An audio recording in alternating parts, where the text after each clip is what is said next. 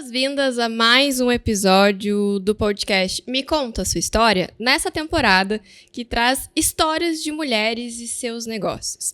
Chegamos ao 17º episódio e eu tô muito feliz de ter criado esse espaço para compartilhar histórias de mulheres que estão aí empreendendo, estão compartilhando seus desafios, suas conquistas e principalmente trazendo para vocês, ouvintes, relatos verdadeiros e reais sobre como é empreender sendo uma mulher no Brasil.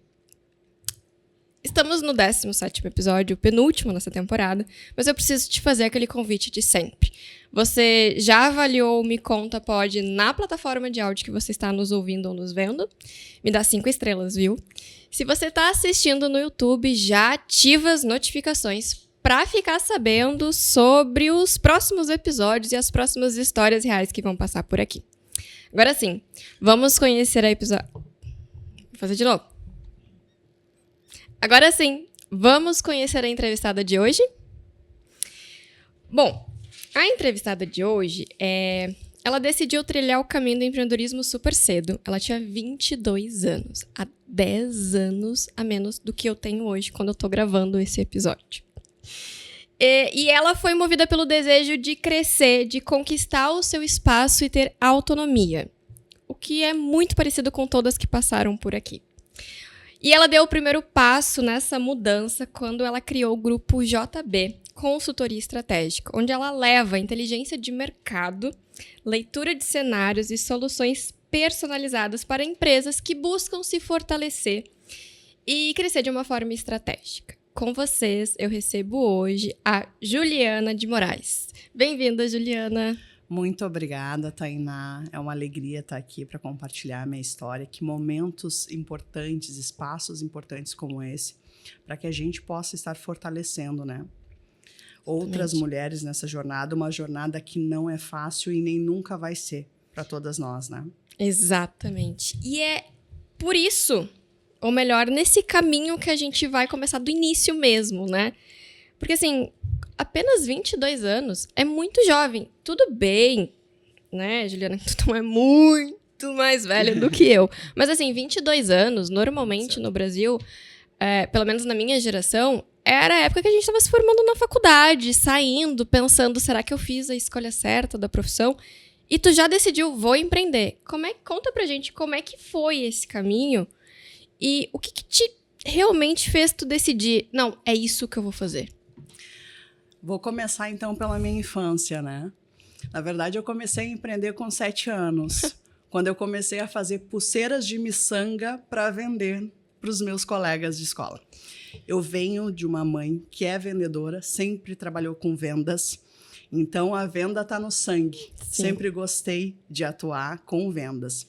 E a minha mãe me criou vendendo. Não só eu, como os meus irmãos. Eu sou a filha caçula dela, do segundo casamento, e a primogênita do meu pai. Né? Mas, então, me criei com ela vendendo. E peguei gosto desde pequeno, óbvio, né? Vi a minha mãe super empoderada ali, né? Sim. No intraempreendedorismo, né? No empreendedorismo informal dela, fazendo e acontecendo. E aquilo, a minha mãe sempre foi referência para mim de uma mulher forte, de uma mulher que se superava. Tá?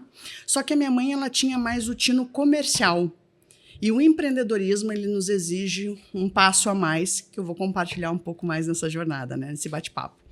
Mas então eu me criei com ela. E com 7 anos, então, eu decidi vender pulseirinha de miçanga na escola. Comecei, não tinha muito paciência pelo meu perfil de personalidade, né? Então não durou muito tempo esse negócio, esse business. Já fali muito cedo também. E aí o segundo movimento que eu fiz de empreendedorismo foi vender sacolé. Olha só. Os sacolés que na época eram feitos com quisuco de 10 centavos. Sim, pessoal, é isso aí, vocês vão lembrar quem é mais antigo aí. E aí eu vendia sacolé, só que no vender sacolé eu aprendi uma grande lição. A gente não pode ser o principal consumidor do nosso produto. Sei bem como eu já passei. Então, isso me levou à falência, porque eu fabricava e queria consumir a maior parte, não é mesmo? E aprendi uma lição valiosa aí. Nesse processo, então, né, fui crescendo, sempre vendo a minha mãe vendendo, sendo uma mulher desenrolada, que ia, fazia, acontecia. A minha mãe trabalhou por muito tempo com moda feminina, né? E eu sempre junto. E eu, como caçula, e tinha uma diferença muito grande dos meus irmãos mais velhos, né? Então, eu estava sempre junto com ela. Eu era o chaveirinho da mãe. Então, nesses processos de venda, eu sempre estava junto. E eu via o quanto era bacana ver ela sendo bem recebida. Ela era divertido, porque nós chegávamos nas casas das pessoas, além de ser muito bem recebido, né? Ser boa taurina que sou, né? Sim, era recebida comida. com café, né? Com comida. E ainda saía de lá vendendo. Então, eu sempre vi a venda como algo positivo. Uhum. Né?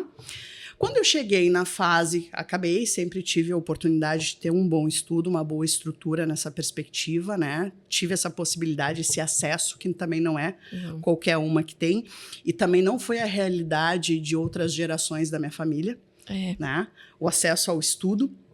Sempre estudei escola particular, tudo mais. Sempre tive essa questão de priorizar os meus estudos, né? Esse ensino dentro de casa. E aí, quando eu cheguei na época de fazer faculdade, eu escolhi o direito. E aí, então, eu cheguei nesse período da academia, de escolher um curso, né?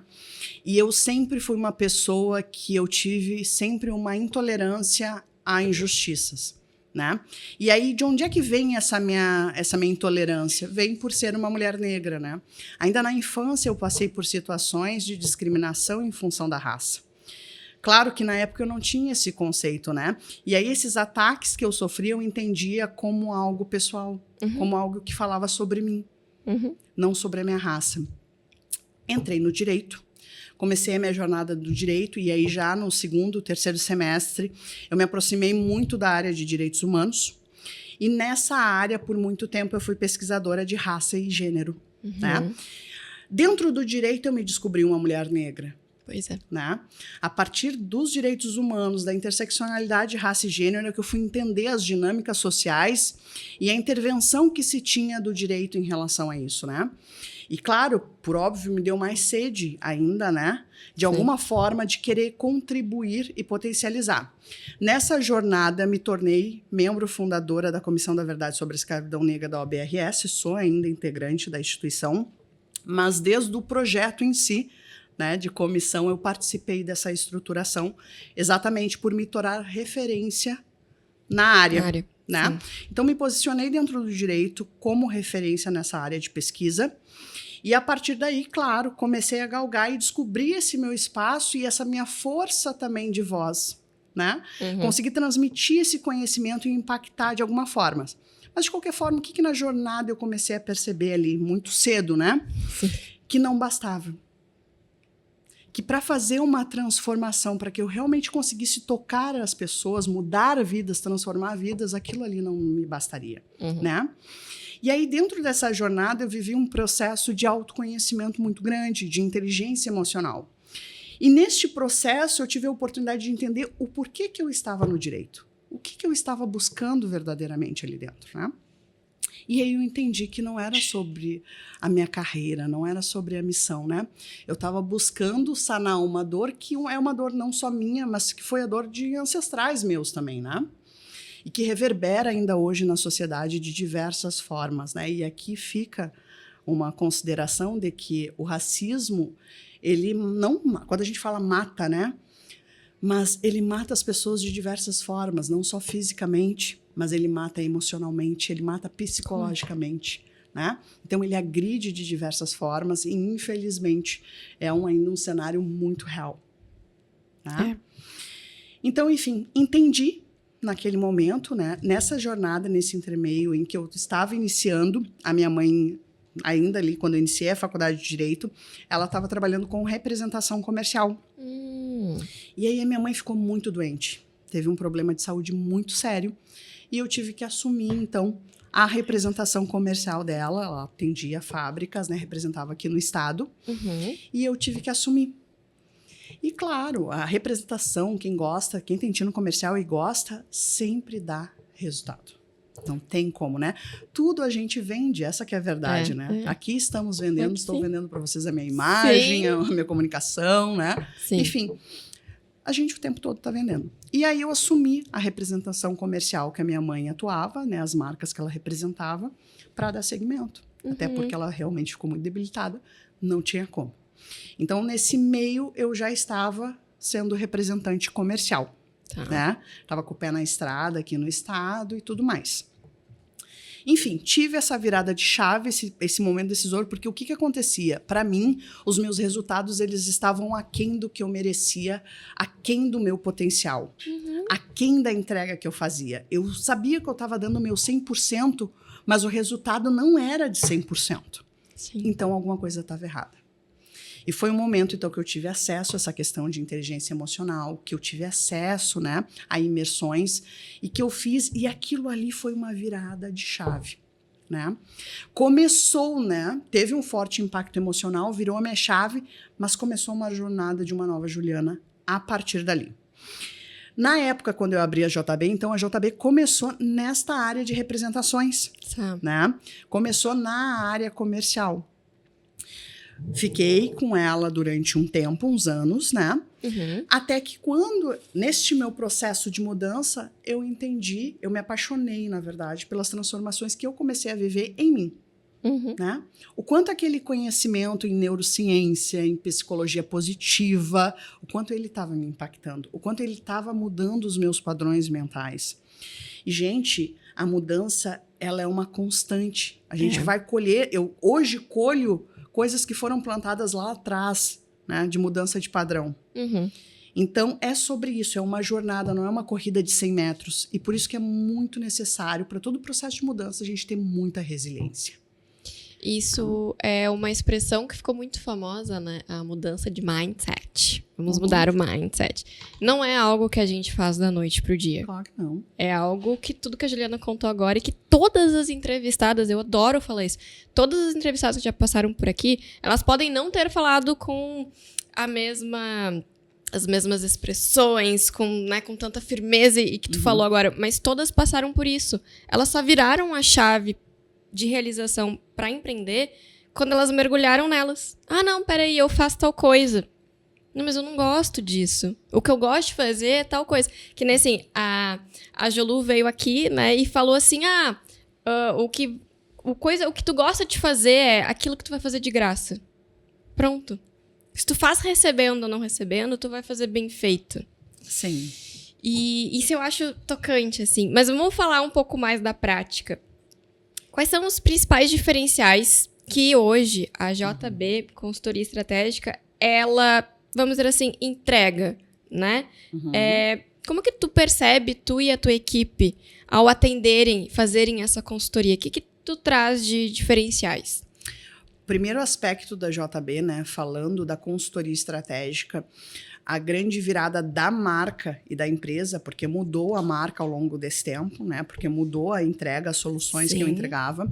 Mas o primeiro aspecto foi o momento em que eu consegui unir o meu conhecimento em comportamento e desenvolvimento humano, que vem aí, então, outras formações. Dali eu comecei a seguir um novo caminho, né? Uma nova jornada, mas não larguei a cachaça do direito 100%, né? Ainda de alguma forma contribuo e participo. Mas a virada de chave foi quando eu consegui unir toda a minha área de pesquisa em raça e gênero com comportamento e desenvolvimento humano, que foi quando a JB foi a primeira consultoria estratégica aqui no sul do país a atuar com diversidade e inclusão étnico-racial para as corporações. Ai, que interessante. Né? Então, estava bombando lá em São Paulo, que em São Paulo a dinâmica, a magia acontece em outro time, né? E aqui, as multinacionais ainda estavam iniciando esse processo, mas por uma pressão internacional, de políticas internacionais das matrizes. E aqui, as do Rio Grande do Sul, então, estavam nesse movimento, mas não se tinha consultorias. Então, o que aconteceu, né? Eu fiz formação em marketing também.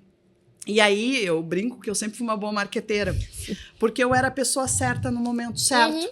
Então, quando houve essa necessidade de mercado, eu entendi que existia esse mercado, eu fui. E aí, por óbvio, consegui nichar a minha empresa e me posicionar, porque eu estaria disputando com as grandes do mercado.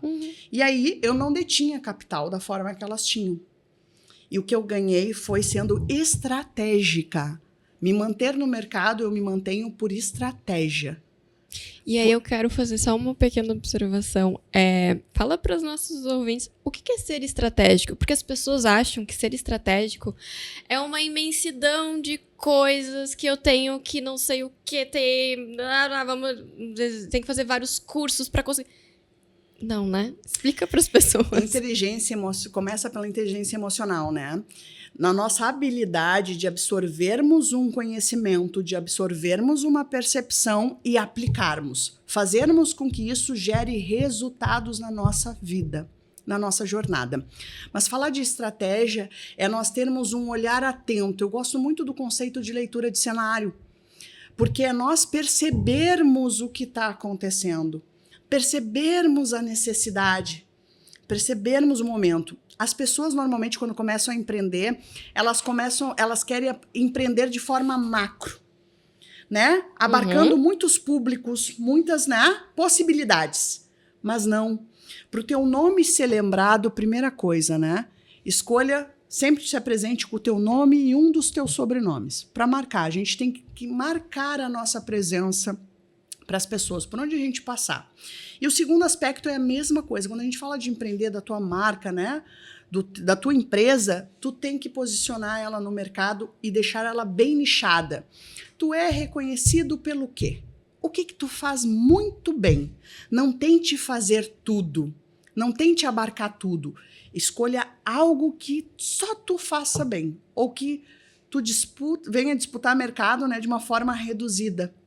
Porque tu é essa pessoa. Então, assim, é muito mais fácil das pessoas lembrarem de ti se elas te lembrarem porque tu é muito boa em pregar o prego numa mesa de madeira, do que tu é muito boa em fazer muitas coisas. Não existe. As pessoas não vão conseguir memorizar. Então, comunique para o mundo, né? Para o público, de forma assertiva, de forma nichada, de forma pontual. Eu sou muito boa em decorar bolo. Eu sou muito boa em botar a cereja em cima do bolo. Que seja. Mas comunica isso.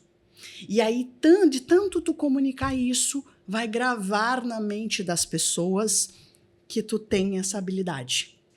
E aí, quando tu vê o cenário, o movimento vai ser que a pessoa chegou um momento que ela precisa de alguém que precisa botar a cereja no bolo. Ela vai lembrar do teu nome. Tu tem que ser a primeira pessoa que ela lembra para fazer aquilo. E foi o movimento que eu fiz. Ser estratégico foi neste movimento. Eu sempre me posicionei como especialista em raça e gênero. Isso. Fiz o meu nome, a Juliana Bueno, que na época usavam o meu sobrenome materno. A Juliana Bueno era reconhecida e conhecida por ser pesquisadora dessa área. E quando eu fiz essa transição e vi que tinha essa oportunidade, que as empresas estavam precisando, esse debate estava nas grandes, não nas pequenas nem nas médias, eu era a pessoa certa. Eu era a pessoa que foi a primeira pessoa a se lembrar. Nós precisamos de alguém que faça isso. A Juliana faz isso. Ela entende disso. E aí foi o meu momento em que eu comecei a escalar a minha empresa dentro do que eu queria e da forma que eu queria, né? E o que aconteceu, te trazendo uma perspectiva dos últimos anos, né? Quando a JB foi ali até 2022, a JB tinha esse marco, tanto que eu sou responsável pela reestruturação da maior varejista hoje do país. A educação corporativa dela foi reestruturada por mim, né? Fui a gestora desse projeto. Entre outras que eu tive a oportunidade de tanto atuar com recrutamento e seleção intencional, como toda essa parte dos programas de diversidade e inclusão e educação corporativa como um todo. E aí, só que chegou um momento de mercado que eu entendi que eu não queria deixar a JB mais nichada. Sim. Queria trazer mais público. Claro, eu quero abarcar um outro público. Para aumentar a carteira, de novo, né? Sim. Pensamento, vamos olhar os cenários e tal. Isso me limita, me colocaram numa caixa também de atuação. Sim. Que eu era lembrada só para isso. E eu não queria, até porque a minha expertise abrange tanto comportamento e desenvolvimento humano, quanto estratégia de mercado, que é o marketing, né? E aí, o que eu fiz nesse movimento? Comecei a me reposicionar. A troca do meu nome comercial, né? Sim. De Juliana Bueno para Juliana Moraes, foi, inclusive, um movimento que vem ao encontro disso. Desse reposicionamento da JB. Sim. E aí eu comecei a adentrar o mercado de assessoria na área de marketing e pessoas. né, Tá. para as outras empresas. E aí, neste primeiro movimento que eu fiz, eu tive a oportunidade de gerenciar 2 campanhas eleitorais, Olha. né? Tinha um assessoramento, começou o processo de terceirização. E aí vem o que hoje a JB faz, tá? Majoritariamente. Nós atuamos com a terceirização do setor de RH para as empresas, tá? E atuamos com a terceirização do setor de marketing também, tá? E aí, claro, de novo, marketing não é rede social, Não. né? Por favor, gente, marketing não é sinônimo de mídia social, nada disso. Esqueçam isso. Dá um Google. E quer dizer, porque eu trago aqui que a gente já falou sobre isso. A gente teve aqui uma empresária da comunicação, falamos também sobre essa questão do marketing, da rede social, do jornalismo na rede social. E aí eu trouxe, né, Marta Gabriel fala isso, né? O marketing no digital, não é marketing digital. O marketing é um marketing. Estar no digital é uma coisa. Então, assim, isso é verdade, assim, o marketing, ele não é só rede social, ele é um marketing num todo, tudo que a Juliana falou, boa parte do que a Juliana falou aqui agora é marketing, né? É só eu aqui na frente do Me Conta a Sua História, esse é o meu marketing, né? É isso. E nesse processo desses últimos 3 anos, eu posso te dizer que a JB escalou de uma forma muito potente, né? Eu consegui furar a bolha de mercado que eu queria num espaço de tempo muito curto, né?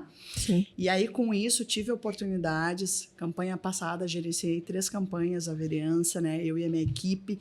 Então, assim, para cada necessidade, para cada solução, eu monto o meu squad, né? Eu monto o meu time que vai estar à frente comigo, eu fazendo a gestão da solução e eles operacionalizando o que se fizer necessário, né? Mas a minha paixão e a minha maior dor de cabeça também é trabalhar com as pessoas, é desenvolver as pessoas, é essa questão da terceirização do RH, né? E o RH estratégico, por favor, RH não é sinônimo de DP, né? DP é a parte burocrática aí das pessoas, né? O que tange pessoas nas empresas, mas sim direcionar as ações das pessoas, ao que tange pessoas, para se alcançar os objetivos da empresa. E aí pega um ponto que entra muito em xeque, né? As pessoas, mas Juliana, o que tem a ver marketing com pessoas? O mercado é feito por pessoas. Não existe marketing se a gente não entender de pessoas. Né? Não é só dados, números.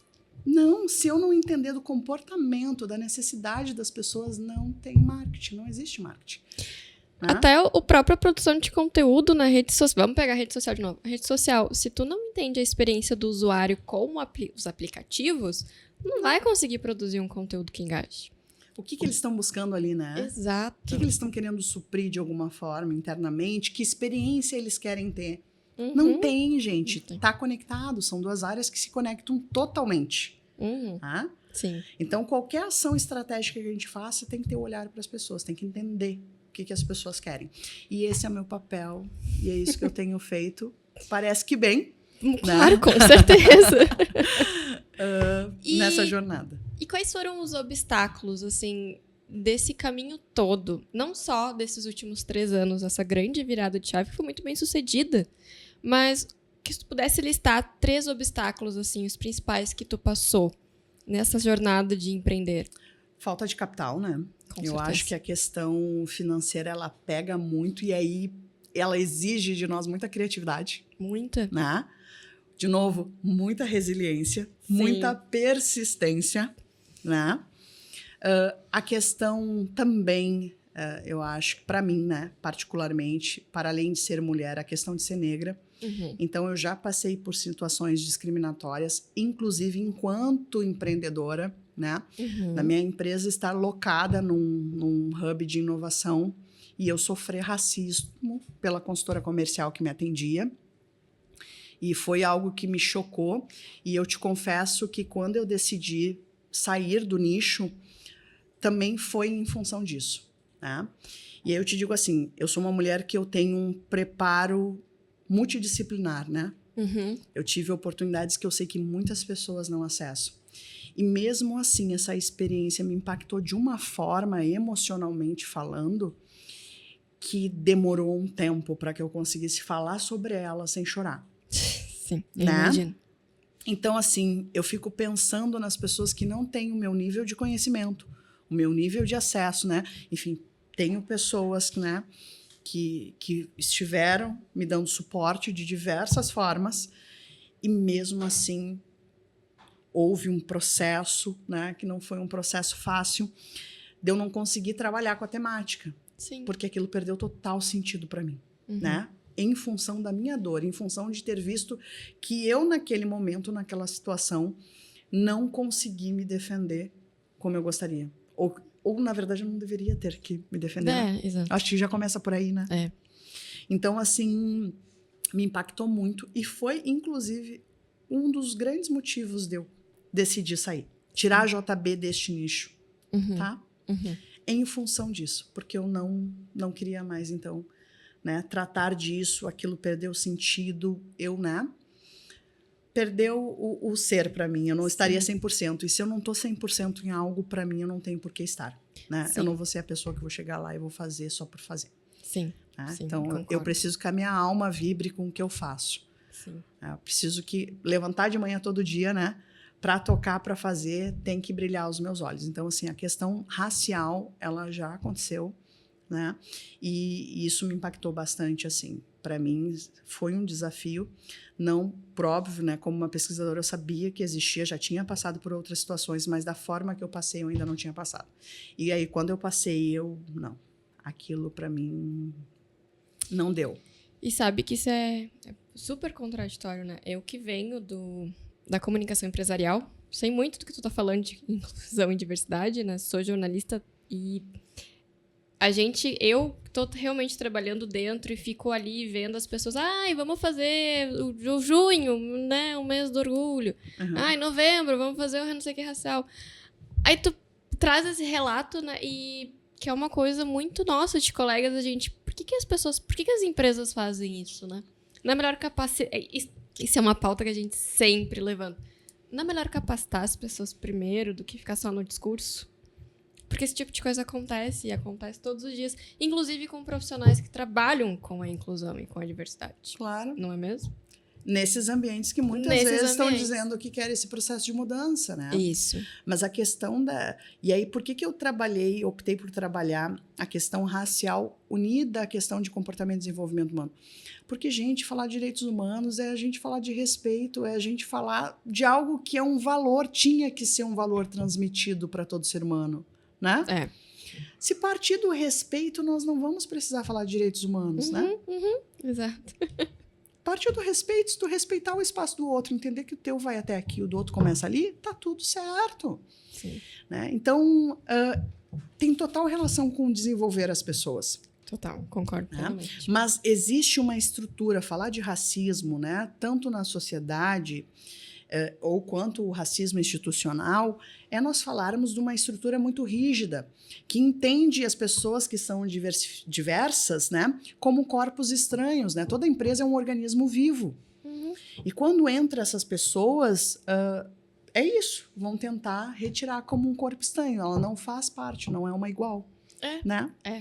Só que na diversidade, e aí não é as vozes da cabeça da Juliana, né? Diversas pesquisas estão aí para nos ensinar, que comprovam quanto diversidade de equipes dentro das organizações geram resultados financeiros, geram lucro.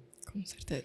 Claro que eu sei também, Tainá, eu acho é importante deixar registrado aqui, que essa não é uma dor do pequeno nem do médio empresário.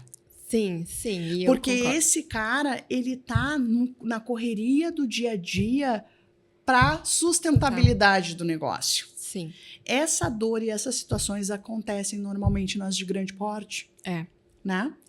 Então, eu entendo não ser um debate do pequeno e do médio, porque a dor dele é outra. O corre dele, ele não tem tempo para isso. Não está preocupado com a tua raça, porque ele está preocupado com pagar as contas do mês da empresa dele, entende? Então, são prioridades diferentes. E também é visando isso que eu trouxe todo esse meu conhecimento para aplicar para essas empresas. Porque foi nesse processo da pandemia, né? Sim, exato. Foi logo ali depois que o mercado estava começando a se reaquecer. Se perguntar pra onde que eu vou, né? O que caminho que eu faço. Exato. E aí o cara, daqui a pouco realmente não faz mais sentido eu trabalhar com as grandes, não faz mais tanto sentido para mim atender nessa perspectiva, mas eu posso ajudar o cara que tá ali querendo a sustentabilidade da empresa dele, querendo crescer, querendo superar o desafio que vai ser pós-pandemia. Sim. Né? E de fato, e isso me satisfaz pra caramba, tô mega feliz, tá? Só pra deixar registrado. Então, assim, foi um movimento muito bom pra mim e muito bom para as empresas que eu atendo, né? Com recrutamento e seleção assertivo, né? Botando pessoas nas posições adequadas, né? Construindo, trazendo essa visão, essa leitura de mercado e de cenário para as empresas, o quanto eu potencializo elas, o quanto faz diferença para os resultados delas. E aí, caramba, achei outra forma também, né, de fazer esse movimento e de deixar essa marca, porque, em verdade, a minha missão sempre foi contribuir através do conhecimento. Eu consegui fazer com que esse conhecimento gerasse resultado na vida de outras pessoas. E quando a gente fala de sustentabilidade de empresa, a gente está falando de geração de renda e trabalho. Exato. E o mais engraçado que tu fala, né, sobre selecionar as pessoas, o recrutamento ser efetivo, selecionar as pessoas boas, quantas empresas aí contratam funcionários que não ficam porque não dão match com o objetivo, com o propósito, com a missão, com o valor da empresa. E, gente, isso eu tô, né, dentro de corporações, é nítido no segundo dia de trabalho da pessoa. E aí fica, meu turnover tá muito, não sei o quê. Sim, porque, né, tudo que a Juliana falou, porque acaba selecionando pessoas que não têm o perfil. Ou, Exato. às vezes, ou até mesmo não entendem que elas precisam mudar de novo o mindset delas para fazer parte da corporação. E aí isso vira um caos com os colegas dentro da empresa, tudo. né? O ambiente, o clima da empresa fica pesado. E dentro dessa solução, e aí esse também é um grande diferencial nosso, dentro do processo de recrutamento e seleção, eu não entrego só o recrutamento e seleção. Tá? Meu papel não é só entregar a pessoa adequada para atender a necessidade da empresa. Eu faço um processo depois de pós-recrutamento, né? Para auxiliar a empresa no processo de retenção desse profissional. Porque em muitos momentos é isso, a pessoa entrou lá, era um bom profissional, tinha fit cultural com a empresa e a empresa não tinha a capacidade, né, estrutural, Sim, de conhecimento para reter essa pessoa com ela.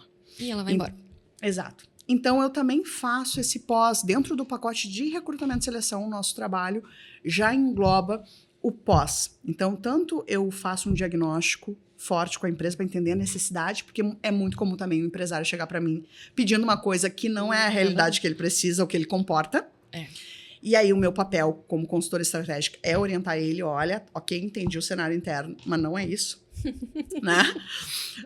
Vamos fazer dessa forma que vai ser mais assertivo. E o pós, eu auxiliar ele nesse processo de reter a pessoa no período de experiência dela. Porque também tem uma função os 3 meses, né? Para a experiência. Sim.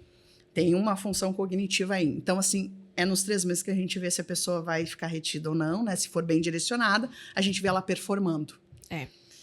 Então, faço todo esse trabalho completo. E aí, esse é um grande diferencial da JB. Porque é isso, não é só sobre te entrego a pessoa, o que a maioria das consultorias fazem, né? Sim. Eu olho para o cenário completo, para que realmente a solução do meu cliente permaneça. Sim. E permanecer não só muitos anos, mas permanecer no tempo que ele precisa permanecer, né? Isso é uma coisa que eu tenho comigo. Bom, tenho 32 anos e, sei lá, 20 trabalhando por aí. A gente tem que ficar o tempo que a gente precisa na empresa, né? Que tem esse, que é o que tu disse, fit cultural, o que eu entrego e o que a empresa me dá. Isso quando aí chega no limite, tem que dizer adeus, tá tudo certo, não tem problema. Né? E aí é um outro aspecto, né? Para encerrar as relações, elas não precisam ser relações encerradas de forma traumática ou dramática ou qualquer coisa do tipo, né? Realmente, às vezes, é só uma questão que o tempo acabou. E tá tudo certo, né? Lembrando que na vida tudo é feedback. Se tu passou por alguma demissão recentemente, algum desligamento, né? Lembra que é um feedback. Tenta absorver o que é que tu poderia ter feito de diferente que tu não fez, ou o que motivou aquele encerramento da tua parte, né? Eu acho que sempre é bom a gente fazer um exercício de autopercepção, Sim. né? Nessa jornada, porque daí a gente tira a lição, o aprendizado, e aí na próxima vez a gente faz diferente, ou a gente até sabe escolher melhor na próxima. Isso, exatamente. Bom, nosso papo parece que tá curto, mas não, já estamos chegando no fim do episódio. E aí, Juliana, esse é o momento que eu mais gosto. Na verdade, eu criei a temporada inteira para esse momento aqui, que é aquele momento onde eu pergunto para quem tá sentado aqui na mesa e me diz: que conselho tu gostaria de receber quando tu começou? Quando tu começou a empreender, que hoje tu tem esse espaço e essa oportunidade de dar para essas mulheres. Claro. A crise, ela é uma grande aliada. A crise é uma grande oportunidade. Então, o que eu quero dizer é que tempos de crise são inevitáveis. Eles vão acontecer. E o que vai fazer a diferença na tua jornada é se o teu copo vai estar meio cheio ou meio vazio para suportar essa crise. Se o teu copo estiver meio cheio, tu vai conseguir superar ela e tu vai conseguir crescer.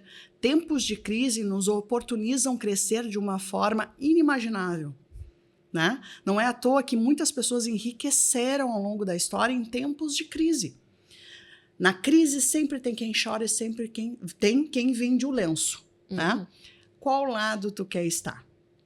E esse lado ele vai estar definido conforme o gerenciamento que tu deu ao longo do tempo.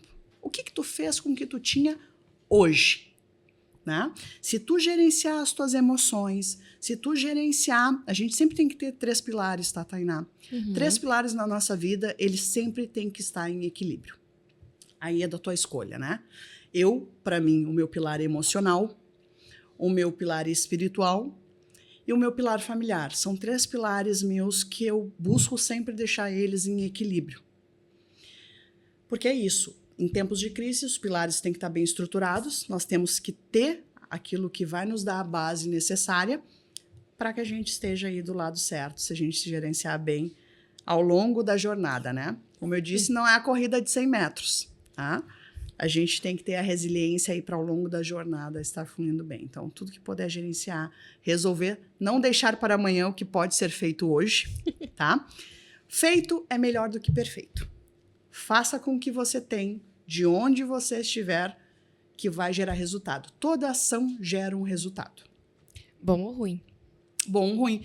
Mas se for ruim, é feedback de como tu melhorar. Se for bom, deu gol, deu sorte, né? Exatamente. Sorte não, né?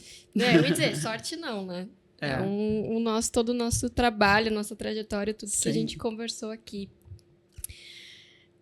Me pegou muito a questão dos pilares, porque quando eu não dei certo na primeira vez que eu empreendi, agora eu entendi, né? Fiz um resgate, fiz o meu feedback nesse momento, né? Eles não estavam bem equilibrados naquela época. Mas, Ju, muito obrigada por ter aceitado o convite, alegria. Por ter compartilhado toda a tua história, as tuas experiências riquíssimas Muito aqui. Obrigada, fico feliz. Na verdade, eu fico muito feliz. Esse aqui, a gente tá chegando no fim, então eu tô realmente um pouco emotiva. Muito obrigada por ter teu tempo, né? É uma empreendedora. Eu falo isso para todas as empreendedoras que estão aqui, que vocês tiram um tempinho da vida de vocês. Claro. Para estarem aqui, então, muito obrigada mesmo. Deixa para as pessoas o teu arroba, o arroba da JB. Claro. Esse é o momento que eu também deixo para vocês falarem e fazerem esse marketing, vamos dizer assim. Olha, vamos lá, né? Quero deixar o arroba da JB, arroba Grupo JB 3. Nós estamos no Instagram, no Facebook e no LinkedIn. E te convido a estar acompanhando, porque frequentemente nós temos muitas oportunidades de trabalho de todos os formatos para todo o país, tá?